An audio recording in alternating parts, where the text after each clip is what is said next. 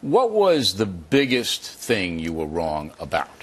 Well, it's probably about the issue of abortion and life. I have always opposed abortion, but when I ran for office, I thought, well, I can say and can understand the idea of leaving the law the way it is. The Supreme Court has made its decision. I'm just going to say I'll support the law and preserve the law as it exists.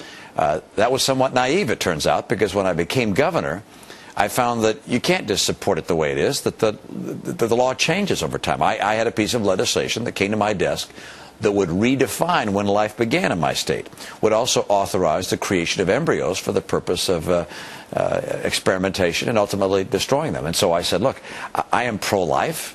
I will defend the sanctity of human life. I was wrong. You vetoed that bill. I vetoed that bill. Right. But in the beginning, when you were campaigning in Massachusetts, a very liberal state, you said, look, my personal belief, I'm against it, but I'm not going to legislate against it because Roe v. Wade. You think that was a mistake? Yeah, I think that was a mistake. Okay.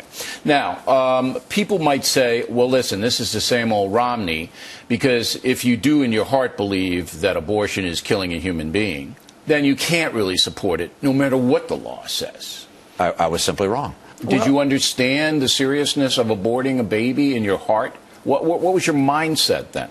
It's hard to go back into that time frame, but my view was that the Supreme Court had made their decision, that Roe v. Wade had been settled for 25 years, that I was not going to relitigate that. Instead, that I would just say I would support the laws that existed and preserve the rights that existed under the decision of the court. And what I found was that I could not do that. You couldn't live with it yourself? I could not live with it. When I was faced with signing a piece of legislation that would authorize the creation and killing of human life, I could not possibly go along with it.